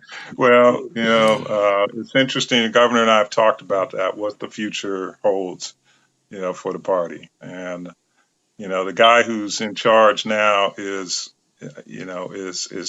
dragging the party down. And quite frankly, if he's reelected, I think the party's dead, at least for 20 years. So. Well, then Yeah. I'll root for his reelection. Thank you, Mr. Lieutenant Governor. Oh, you're gonna wear a MAGA hat. Okay, I Yes. got you. And I'll make sure I'm going to follow up with Nicole Hansen from Out for Justice. I'll follow up with your office about the voting stuff behind Okay, the walls. yeah, we can see what can be done there. All right. It's always a pleasure, sir. Okay, thank you. Take care. Have a great day. All right, thank you. All right, now. I think Lieutenant Governor changes hearts and minds every time people actually hear him. A lot of people not to like. Never get a chance to hear from him, so they don't really know who he is. And then when they do, they're like, "Damn, that dude's all right." Now, my only fear about him would be he's way too reasonable and anti-Trump to win a Republican primary in 2022. And I told him this 100 times, because if you look at when Ehrlich was in, right, his second time around, when he ran for re-election, he dumped Michael Steele and brought in a white woman as his lieutenant governor nominee, right? They made it act like Steele was running for U.S. Senate. That wasn't Steele's choice to do that. They pushed him out because they knew he would have been the presumptive nominee had Ehrlich and then won re-election. Right. And so that's what I'm worried about is you got a guy who can win. Yeah. Right. And instead of saying, let the Democrats battle it out over there and use all their money, and we can just, get a good lieutenant governor behind you that the party agrees with, and let's run with it. They're going to put him through a battle. Yeah. As a Democrat, the last thing I want to see is that man that we just interviewed as the Republican nominee. Because I hadn't really had that much of interaction with him, but he scares me against the right Democrat, especially in Maryland. But I do say I was shocked at how forthright he was about his disdain for the president. You know what I mean? Because I really think that in a Republican primary, that is not a winning message. I mean, I'm glad he has the courage to carry it, but you're going to get, a Kelly Schultz or one of these knuckle draggers in the race against him that's going to tie his anti-Trump statements around his neck the whole primary long. I wonder about that. But how many Maryland Republicans are Donald Trump? I mean, look, Trump does have some support in the party, right? And you do have a lot of right-wing nuts in Maryland, but you have a lot more moderate Hogan Boyd type of Republicans in this state too. So I don't think I may be in the Baltimore metro area, but I'm telling you, if you go out to the Eastern Shore in Western Maryland, those folks are like Trump ain't right enough. You know what I mean? Andy Harris crap. You're right. Yes. So I mean, maybe a moderate Republican could win a primary, and if anyone can, I think it's probably Boyd. But I would be really worried, and I think at the end of the day, that may be his determination. I mean, Boyd may look up and say, "I've had a good career of public service. Why do I want to put myself right against these knuckle draggers that are going to, try and make me say I love Trump? I don't love Trump, So we'll see." And if anybody would deny that and say, "You know what, I'm not going to do it," it would be Boyd. I can see, like, he didn't even want to run for lieutenant governor. Right. He doesn't have a burning desire to be governor, and so why put yourself through it? But no, I appreciate being able to interview him, Hassan. He really is a very impressive guy. You've said that all along, but I never had the chance to really interact with him in that way. He really is. He's hard not to like. Yeah, absolutely. Really good guy. Ivan, you over there quiet as a church I mouse. know. No, I'm sitting back, just listening, taking it all in. I definitely agree. He is very impressive. He's very nice. I was even reading one of the things that Kelly Davis said. He's pretty cool. She never knew. And I think I forgot to ask him about that. I forgot to ask him about Keith's trial. I mean, I'm sure he might not know, but he might. You'd be surprised the stuff that they keep up with. Yeah. I'm gonna follow back up. I think he does resonate with the sense of, he's mild-mannered. He seems, when he thinks about things, he takes accountability. I was shocked to see him jump out and say, yeah, I thought that hiring that chief of staff and giving him this severance was pretty stupid myself. Mm-hmm. He didn't use those exact words, but that's pretty much, how I interpreted what he had to say. And it was a breath of fresh air because you didn't really feel like you were speaking to the quote unquote Republican. You felt like you were speaking to a person. Yes. I felt like, look, Republicans, Democrats, we're all people, but sometimes we play partisan politics so much that you're stuck on your side and you're stuck on your views. And I may not share all the same views that he has, but it was good because I felt like he was the type of person that you could talk with and that you could maybe find something that you could meet in the middle on, and that he would work with you to try to get things to happen. Mm-hmm. And he went even further on the chief of staff issue and basically threw some of the folks in the governor's office under the bus. Like, yeah, they said they didn't know, but I think they did. You know what I mean? Like, that was a level of candor that I'm just not used to out of politicians. I'll tell you, I was impressed. And look, you'd be surprised. I think a lot of people were surprised if he runs. People think, oh, he's a Republican. So we gotta, like you said, Ivan, meet at least halfway on a lot. You'd be surprised. When I asked him all these questions back when they first ran, on criminal justice especially, they're more liberal than anything. Like, they believe in criminal justice reform. They put in the legislative package when Hogan and them first came in to champion criminal justice reform. When it comes to a lot of the issues that you would think a Republican, oh Lord, they're not going to be with us. We're going to have to. No, he's on top of it and he'll support it. So that's going to be, I think, a shocker to many that whoever the Democratic nominee isn't going to be able to paint them with that type of brush that says, oh, this, that, and the third, and we're for this. He's like, yeah, so am I. So what's next? And that's going to be hard for somebody like Angela Also Brooks or Peter Franchot to overcome, especially Franchot. Well, you know what tells me that he's still in the political game is he took pains to try and point out, I don't think he's right, but he took pains to try to point out that he was first in calling Linda Lavone to go. Did you catch that? He was first. I think it was Franchot, though. I really do. The very next morning after the election, Boyd was on Larry Young's show. I was on there with him. That's what. You might be right. Franchot was the first at the Board of Estimates. You might be right. He called out KO Communications as being an O'Malley linked organization that got all this money. Steve Kearney and Damian O'Doherty. Yeah, he called them all out, but shocked the hell out of me. I mean, he basically said they all got to go, including our boy in Baltimore, crazy man. Shady Pines. He said all of them got to go. Died laughing. But I like his petty. That was a little bit of petty. He was like, I was glad the comptroller and I was glad Senator McRae followed my lead. And I was like, okay, I like a little bit of petty in my politician. Well, especially when Peter might be the nominee that he's running against, right? Ain't no might be about it, but yes. Might get some digs in there. You think he'll win the Democratic nomination? Who's going to beat him? I like it. I don't know. Let me rephrase that. I'm not fond of Franchot. His chief of staff is my main man. That's the only reason I came on to him is his chief of staff. That's my main apple scrapple. I go to the mat for him. But I think if you put Angela Also Brooks in the race, I don't think Franchot beats it because you're getting your Democrats, y'all getting this very progressive, liberal, younger-minded elections. Look at Brandon, look at all this going across the country. I don't see an old white man beating a young black woman who ran the county in Prince George's for 2 years and was a prosecutor. That's going to be really hard to beat. Well, first of all, Angela won't run. That's one. Why would she? Well, because she's not. I mean, she's not planning to. This is the thing about Angela. She's never really had a real race, and so she is very risk averse. She does not want to run against because she does not want to run against a man that's got almost $2 million in the bank and that's going to really hold her to account. You saw how she was with Donna. I mean, Donna had the most gentle of critiques of her, and she acted like someone lit her hair on fire. She just does not have the. She's too touchy. Angela, maybe somebody could beat her, but I don't think it's Angela. Number one, because I don't think she runs. But number two, if she runs, I don't think this party is going to turn to yet again another African American from Prince George's County.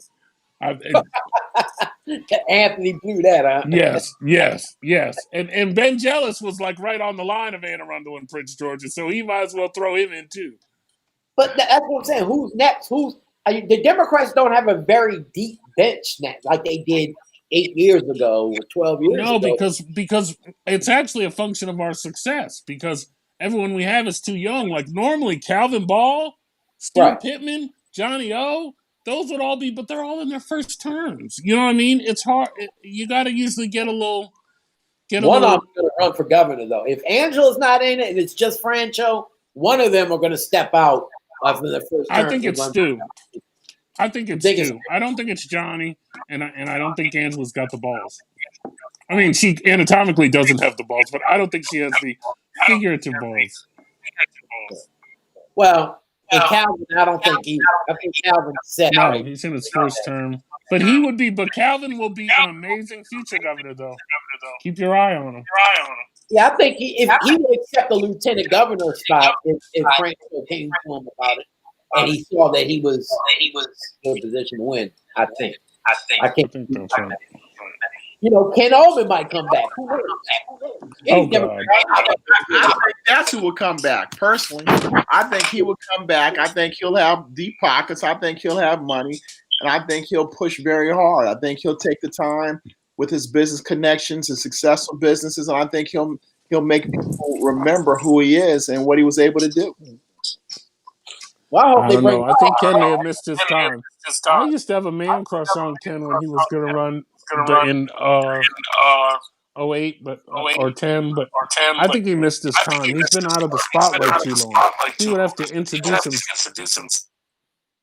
What in the world? Ivan. Yeah. What is that feedback?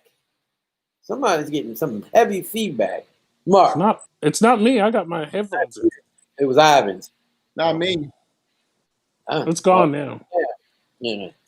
But that's going to be interesting. We need to break that down in the weeks to come. The Democratic Republican nominee, because look, 2022 is around. I don't even pay attention to November. We already know kind of where we're at with that. 2022 is going to be interesting. I also heard that Marilyn Mosby won't be here for Ivan to beat. That she might be running as a lieutenant governor with possibly Francho. Now, I still don't believe that. I think Francho picks Mary Washington, Belinda Conway, people who are close to him, blacks from Baltimore who are close to him. Yeah, I don't think I would be surprised if I'm not going to talk why about would that. Mary run for that though? Like, why would you leave a safe seat to run for lieutenant governor? Well, here's the thing you have to remember. In the city, they're going to be playing musical chairs. It's redistricting. Somebody's going to be out. Okay? And so...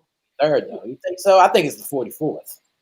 Well, that's only a third of a seat, though. We've lost more than a third of a seat. So either way, if everyone stays, someone has to take in a lot of county. There aren't enough people left over to... It's almost certain that map is going to look way different, And so, but I don't think Mary runs for. Look, I'll be honest. I don't normally talk about races where I actually talk to the people, but I haven't had any conversations with Mary or the comptroller about this. But I don't think that Mary's interested, and I don't think she's necessarily a good. I mean, she ran for mayor to get her name recognition up. Come on, oh, now. will you stop with that? That's just so She's untrue. for real. That is so untrue. Oh my God, it's COVID-19. I'm going to concentrate on that back out of the race. Get the hell out of here. You've been peddling that old wives' tale for 6 months. It's not true. It's not true. That is so not true. And then let me tell you something. I heard it from the horse's mouth. Y'all can say whatever you want to say. She never said from not from that horse, from the other horse's mouth. Don't tell me what I heard. And who's the other horse? Never denial, a straight up. It was Hassan. Stop saying that. Stop saying that. That's not true. But then you bow out for a stupid reason. I mean, come on. Now. I love Mary, but that wasn't a stupid reason. She even left her own people perplexed. Like, what? You had us on the hook. We should have been with you the whole time, and you over here playing games like you running for mayor. Pissed a lot of people off with that one, man. But I knew all along.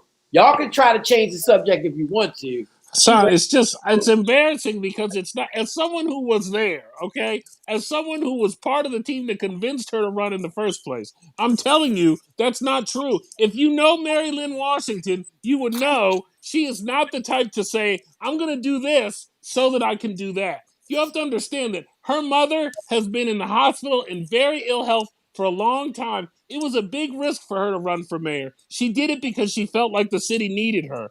The idea that there was the calculation that somehow she could raise her. They suddenly didn't need her in March. So you mean to tell me they needed her first, but then in March it was like, nah, they don't need me no more. It became apparent to her, I think, that number one, her district needed her more, but that number two, we weren't raising the money that we needed to raise. We were good. Clearly not. But the point I'm making is, Mary Washington, if you know her, that is so antithetical to who she is to say, well, I'm going to act like I'm running for this so I can raise my profile and run for that. There are many people that would do that. She ain't one of them. She ain't one of them. That's not her. No, that's not who she is. That's just not. It's not in her DNA. We're going to have her on. Yes. Please. We need to have Kim Klasick on next week. That's what we're going to have on. Oh, I'm going to bird her up. That's what we're going to have on. She'll come on, too. Good, please. I got my money on her versus you, Jay. Let's do it. Let's do it. I'll take your money just like the casinos do. Let's do it. I'm ready. Hey, that's a little All right, so now it's y'all time. We're going to let y'all come on. Talk about what you got. You only got 5 minutes, and we ain't going to be listening to you all night. Sing your little silhouettes about what needs to be done. But we want to hear from you. The link is up on the public feed right now. I'm going to put it up on the screen as well so y'all can see how to chime in.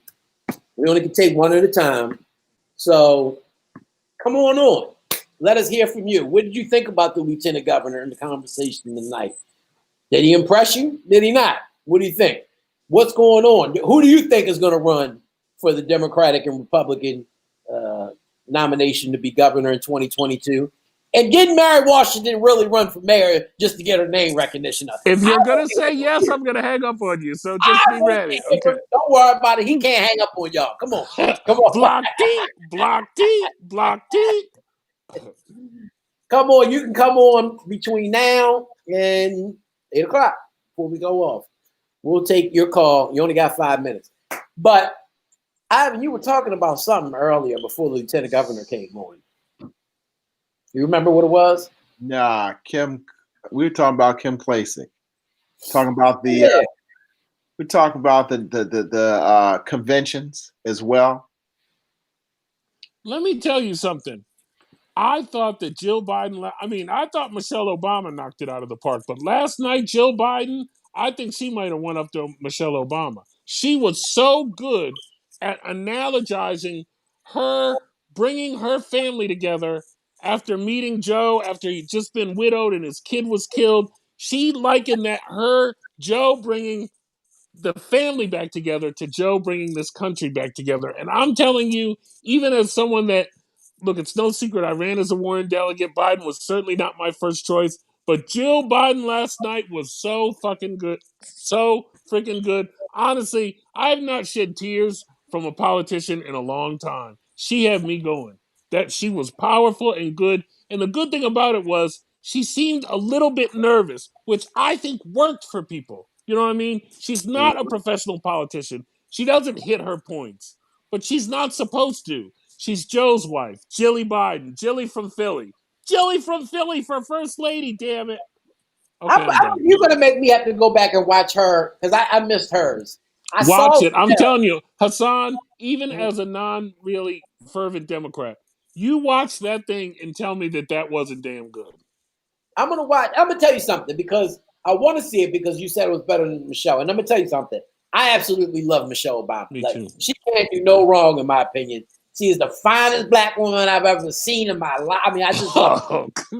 But that 19-minute long thing she did the other night was the most scripted piece of garbage I've ever. And she meant it. I know she meant it from the heart, but I'd rather her came at me from the heart than that scripted. You could tell they put so much emphasis on her trying to hit the mark. Like you said, Jill didn't hit her points. She was just coming from the heart. I want to hear that from Michelle. I don't want to hear that scripted mess that they gave her to read. Yeah, they recycled a couple lines for her, like the presidency doesn't change who you are, it reveals who you are. She said that 4 years ago. You know what I mean? Like, so there were certain things that were not as powerful, but just I think Michelle being Michelle and being able to say she's the only person in the national sphere that can get on TV and say it is what it is. You know what I mean? Who else would say that but her? So I agree with you though. I wasn't blown away by Michelle, but Jill, I think Jill in people's living rooms has the absolute ability to change some hearts and minds in this. Michelle, if you like her, you liked her. But if you weren't a fan, you probably still aren't a fan. You know what I mean? Jill, in terms of introducing herself, Jilly from Philly knocked it out of the damn park. Yeah, I'm gonna go as soon as we get off. I'm gonna go watch it. Then they limited my girl AOC to 90 seconds. You give Michelle 19 minutes. You give AOC 90 seconds. But here's the thing. Here's the thing that drives me crazy with the Bernie bots is that look, she's a freshman congresswoman. Who the hell else, freshman congresswoman, even had a minute? You have to earn seniority and work your way up in the party before you're given national airtime. She got more airtime. Name me one other freshman congressperson that spoke longer than AOC, and I'll shut up. No, I understand that, and I got you. But here's the thing. One, if you're going to give her time, give her time. A minute and a half, that is some bullshit. I mean, that's just a tease, right? I can barely write a commercial in 90 seconds to be effective on radio. And you want to give her 90 seconds to give this message when you have all these other people giving 19 minutes, 15 minutes.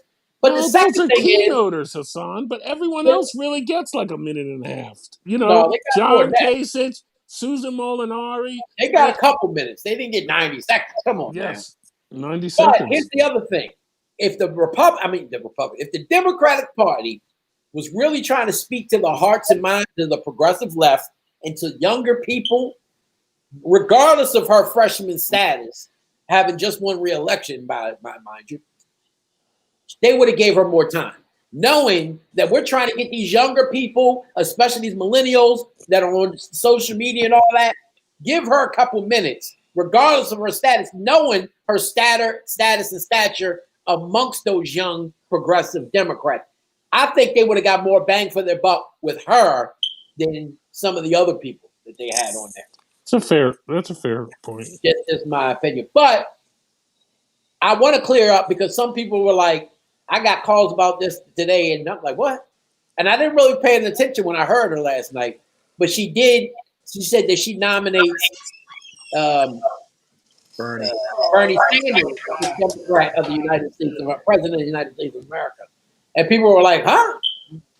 They thought that was a snub to... People do not freaking understand. That was her role. They don't understand the convention rules and processes, right? And I had to tell people, so people watching, that was not a snub. She did it because convention rules, they have to, because he got a certain threshold amongst folks across the country, electoral votes. Somebody had to nominate him, somebody had to second him. That's right. You know... But I saw that too, Hassan. When I woke up to Twitter, all those folks tearing her down, like, she's supporting Sanders. How'd she get there? I'm like, duh, do you know at a convention when you're like running for something, you know, somebody nominates you and then somebody seconds you, that's a kind of how this thing goes. Oh God, it was just. Oh, I'm not really on Twitter like that. I didn't see that. Oh, they were tearing AOC Oh, down. oh, really? Oh yeah, she's a traitor, and she got on, and Biden let her on TV, and she started talking for Sanders. And but, are you kidding me? You know. Ivan, that's the type of convention you will need to put together when you run for state's attorney. You know, Right. Ivan. Put Kelly Davis up in Michelle Obama's place as the keynote. I'm telling you, you put together a good show because people will like that.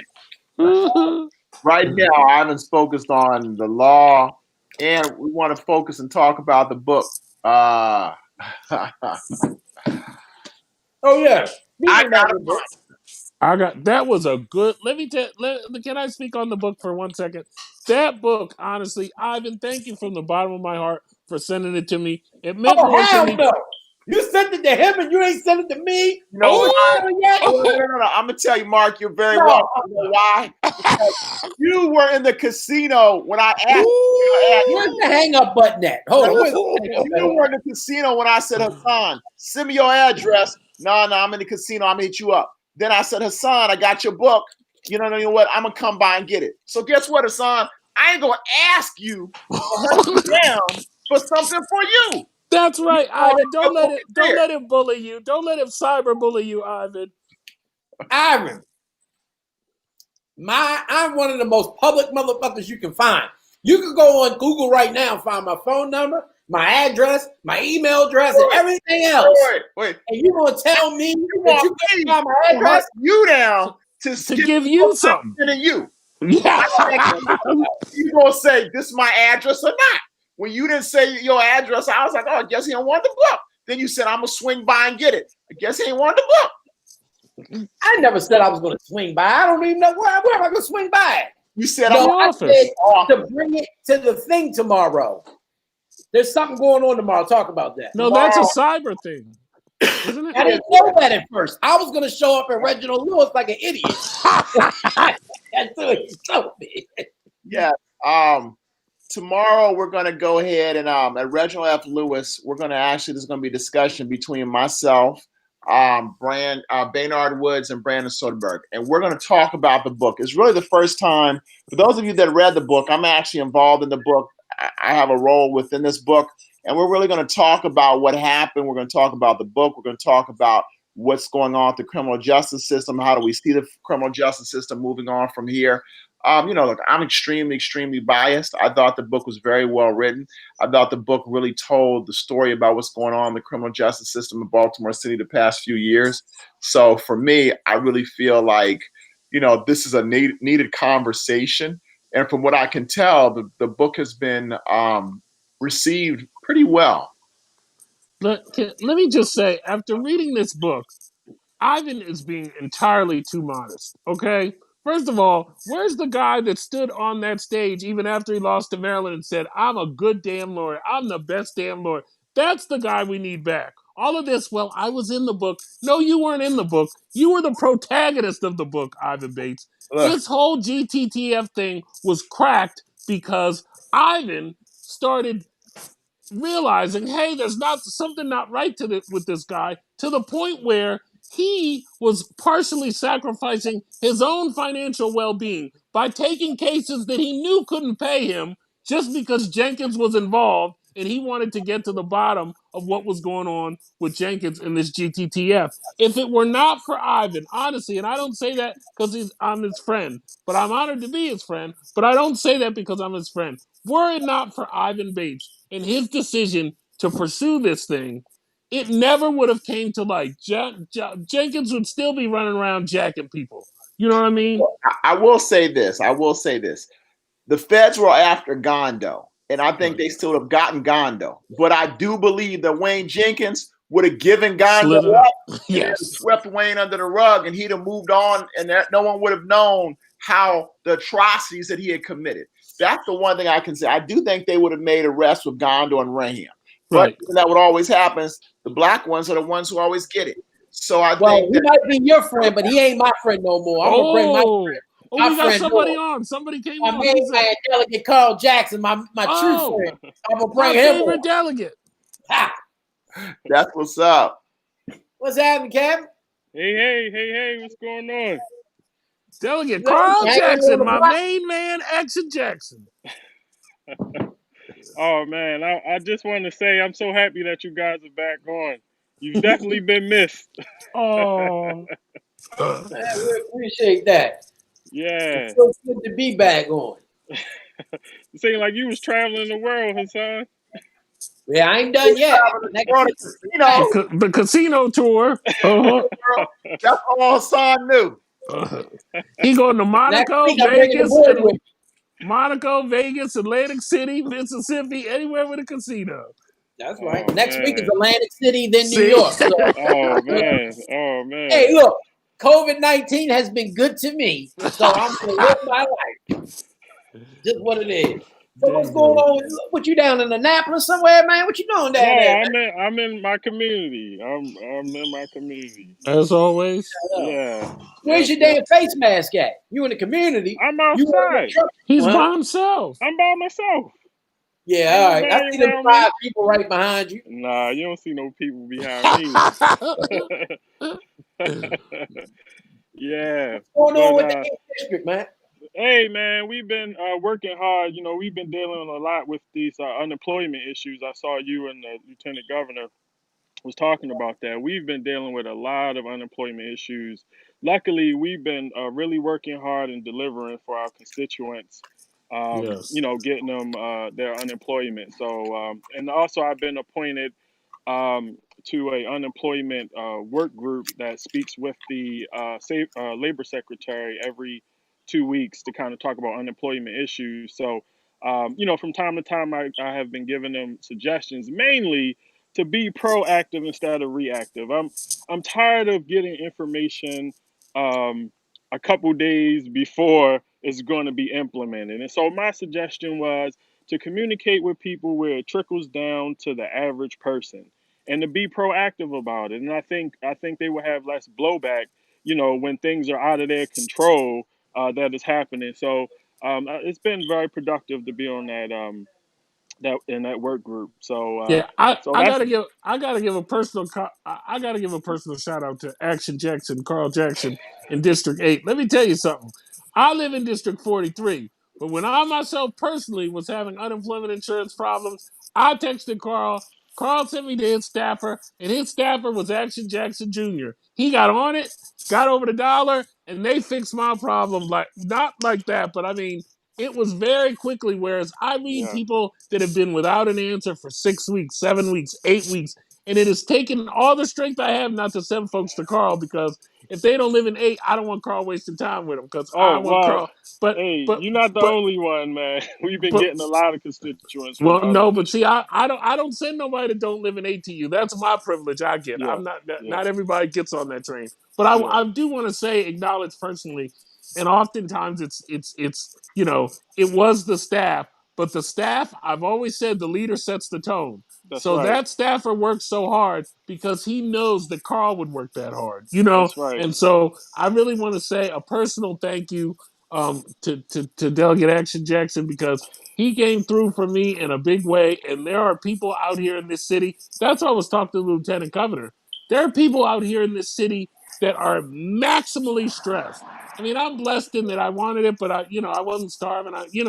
But Right. there are people here that literally are, counting quarters to buy oodles of noodle. Yeah, Like yeah. there's a desperation out there that I have never seen before. And so, folks, we have to take that seriously, or Right. people like they always say, anarchy is only one paycheck away for a lot of people, folks. When you talk about mental health illness, like we forgot to talk about it, but Joseph Kitchen, who we lost, the president of the Young Democrats of Maryland, that died over the weekend. Like this mental health stuff, this stress stuff, this violence in home stuff. I worry so much about parents who are at the end of their ropes financially by a non-responsive unemployment system and who are in their homes with their children who can't go to school. like that, you are just setting up a powder keg of domestic violence and abuse and all kinds of just awful things that even if you can't bring yourself to care about the adults who are hurt by this, think of these kids. You know what I mean? Right. I know that they're giving out money. They're giving out food stamp cards for the kids that aren't in school, and that takes care of the food. But a kid trapped in the house with That's a only one mother. time though. That was one payment. One No, payment. they do it every month. It's every month. No, It they gets don't. I reloaded on got the it cart. in school. They only gave it one time. It's supposed to go every month. No, sir. They gave it to us for the supposed to be for the summer. They gave it to us one time. That's all we've ever got. Now, if I get another one, I'll let you know. But they I'm gave us almost sure it's supposed. I thought it was supposed to be every month. But either way, what I'm saying is that kids are at risk, and I'm not saying that a bunch of parents are going to start beating their kids, but I'm saying if you live in homes where like there are issues anyway, when you add in these stressors Right. and remove the release valve of the kids being in school, you are just asking for disaster. Right. Let me tell you, financial struggles are the biggest Yes. nightmare for any. I mean, they're the Yes. worst stress to have. You know what I mean? You sleep with that. You wake up with that. Like, Right. I'd rather have any other stress than being broke and trying to figure out how to pay bills. Yes. Well, that's kind of been my philosophy. I told my staff, I know what it's like to have to rob Peter to pay Paul, and it may not be any fault of your own. It's just life. And so I told them whenever we get an email, whenever we get a voicemail, to answer them right away. I had people crying on the phone, because they've been calling and calling, and they felt like nobody was listening to them. And like the lieutenant governor, I call my constituents, just to follow up with them as well. And I think that they appreciate that. And so that's been my motto. And you'll talk to a lot of our constituents. In most cases, they'll email us and get a call within 5 to 15 minutes. I told them we're not going to play with this. I know what it's like, to be under financial pressure and financial stress, and we need to do everything we can to help alleviate that. And I think that has made a difference, at least from my office standpoint. And I'm very proud of that. I'm very proud of that. Yes. Speaking of counting pennies, you need to hook up. We need to look into this because your colleague, Delegate Frank Conway Jr., raised this issue to me in Larry Young just today, and it actually hit home because I just dealt with this last week. Mind you, I never go to McDonald's. I hate McDonald's, right? But every now and again, the kids want to go, so I'll do breakfast. Breakfast ain't that bad. But what happens is McDonald's now there's a national change shortage, right? I don't know how the hell you got a shortage of change. Like they just stopped making change all of a sudden, and I don't know. But McDonald's, what they'll do is if you owe $7.25 and you give them $7.50, they round they it up. won't give you your quarter change back, and they'll say, "Oh, we ain't got no change." Good with that. So they tried to get me on that. Not, it was 15 cents. I'm like, all right, go ahead, keep it. But Frank was like, hell no, they owed him like 3 cents. He's like, no, I want my 3 cents back. And they like really put him through the ringer about it. Oh, you need to have exact change. He's like, well, that's not written on your thing. Some people do have that. You gotta have well, my experience has been they have a sign posted that you have to give exact change. I mean, the shortage is due to people really not spending money. People really don't want to handle money because you got this COVID situation going on, so it's not as much change in circulation. Most people using their cards, I would presume.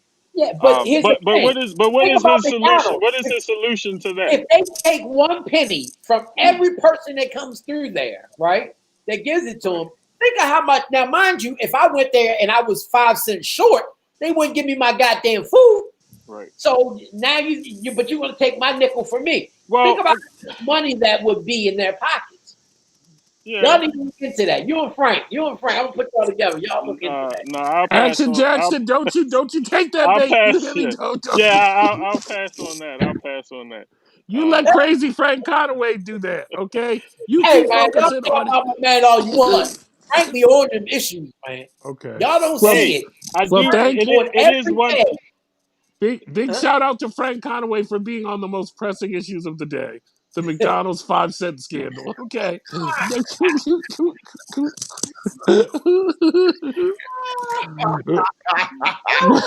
the We better watch out, boy. Frank gonna hurt you, boy, when he see you. That's Tell all right. You talking about 3 cent, Mark? 3 cent, not even a nickel. 3 cent. You know, them 3 cents. Them 3 cents add up. At the end of the year, you might have $30. You know, it's just a big deal.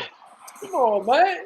Hassan, We ain't all big-time attorneys like you, Ivan, baby. I guarantee you, everybody in the state of Maryland is not going to that McDonald's. No. I understand what you're saying, but everybody's not going to that McDonald's. No, but he went to a different McDonald's that I went to, and it was the same thing. So I don't think it's just one McDonald's. I think you all should start a campaign. Yeah, you all should absolutely. His thing was, if you're going to take my money, give it to the education system.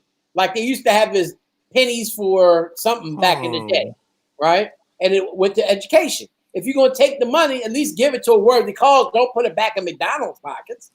That makes sense, right? You got a change shortage? You want to take my change? Well, give it to something worthwhile. Y'all gonna stop hating on my man Frank. I'm telling you. I'm glad he's standing sentry on these issues. It's very, very, very important. Seriously though, real talk.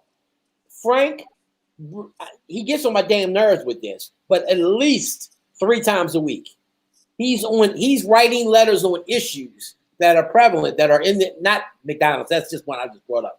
But I mean, real citizen from even in the beginning with unemployment and all that, he's going through it, writing the labor secretaries and all that. I want answers on X, Y, and Z. You need to, and he copies all the media on it and his constituents so they see I'm not playing no games with him. Like he ain't just saying, oh, it's a problem. He's going to the person who's in charge and saying, this is an issue, and I want to know this, that, and the third, and I expect an answer by this time. And they answer Frank. They don't play with Frank. They answer him back. No, I believe that. I do. He ain't got nothing else to do. Yeah. You don't want an election. That boy didn't run one day. He didn't knock on the door, do nothing, and still got reelected. He should thank his daddy. So what's up, Troy? You getting ready to amp up for your election 2022? Oh yeah. I'm not playing no games next time around. I'm coming. Yeah, to, man. Got to make it do what it do. Yeah, and this is going to be a tough district, but I'm up for the challenge. I'm already making moves. So I'm looking forward to 2022. It's going to be some exciting things coming down the pike. One of the things that happened since the legislative session ended was one of my projects, even during the campaign, was I created a grassroots campaign to get a community center over here in near McCormick Elementary School. And, I brung 4 communities together. I think I told you about that meeting, but you ain't show up. I was a little disappointed. But yeah, you was. That's what happened. That's what happened to Ivan when Ivan wanted to give him a book. He just doesn't show up. Yeah, it happens over and over. Yeah, so to make a long story short, when I got appointed to be delegate, I put in a bond bill to bring a community center here. And the county executive, he put in $3.6 million into the county budget. And so we're going to get a $3.6 million recreation power center here in a community that hasn't had any playgrounds, any basketball courts, really nothing for the kids to do. And I'm really excited about that because it's really going to change the dynamic of this area in District 8. And this is a predominantly Black area, African-American area. And that's one of the reasons why I ran was I was tired of all of the resources not coming to communities of color, and so I'm very proud of that.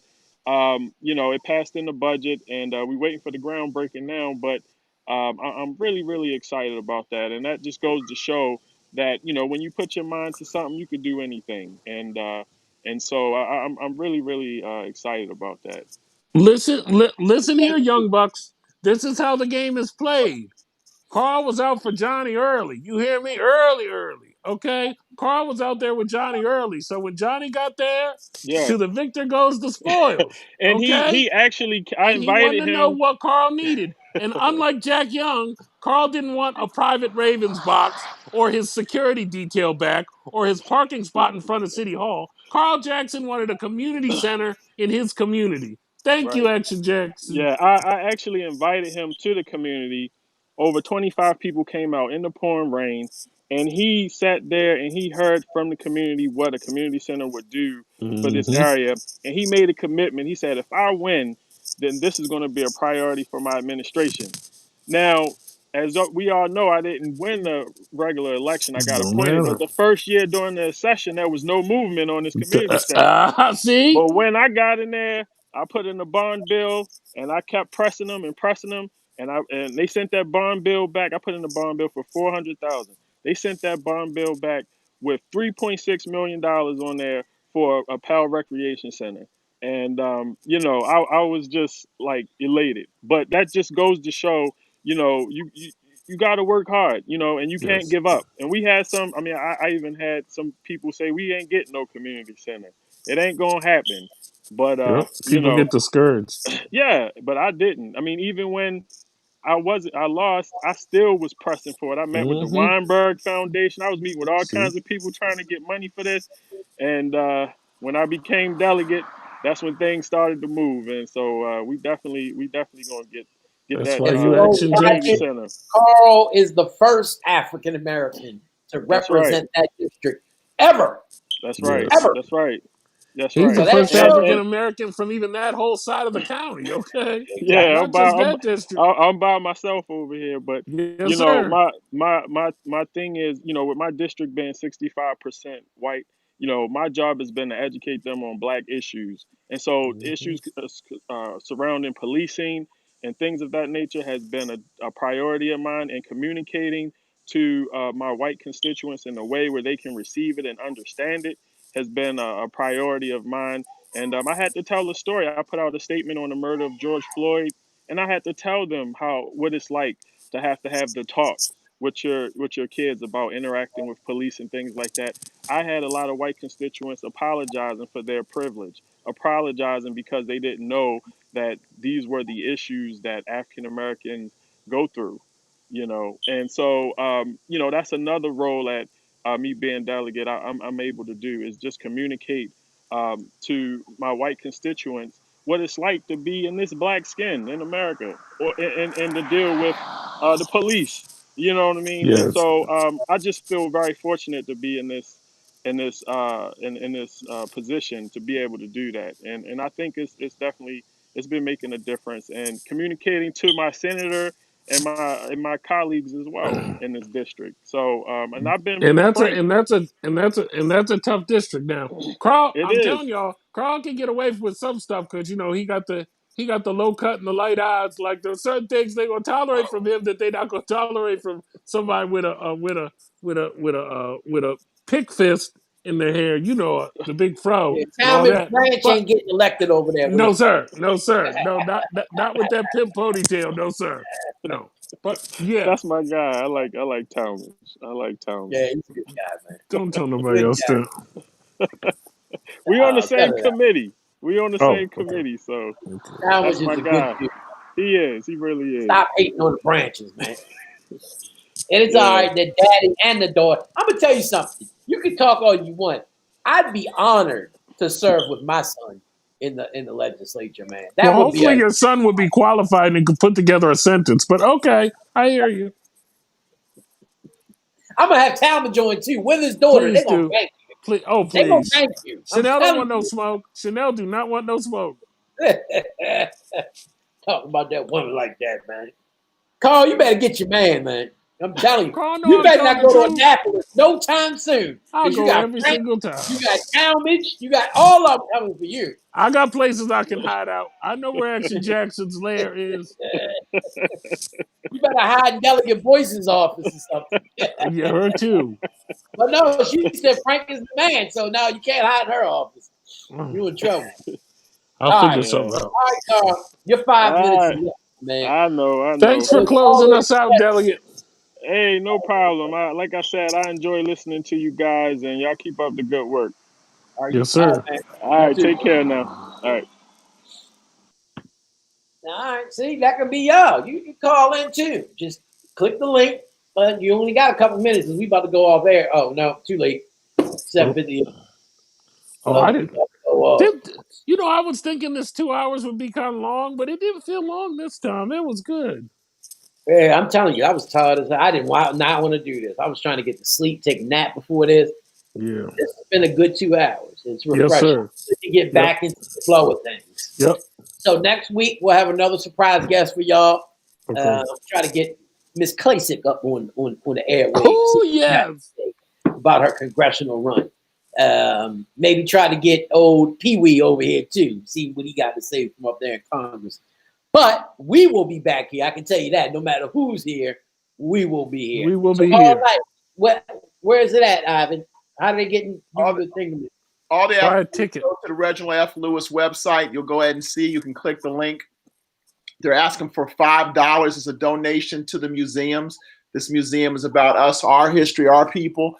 And you can participate in the webinar. It's going to be really exciting. It's going to be very good. If you have the opportunity, Tia Hamilton, who we've had that sister on, the editor of the magazine, State vs. Us, owns her own bookstore. She'll be the moderator. Okay. And we're really going to talk about the book. There's a lot that wasn't in the book that they'll be able to tell you about.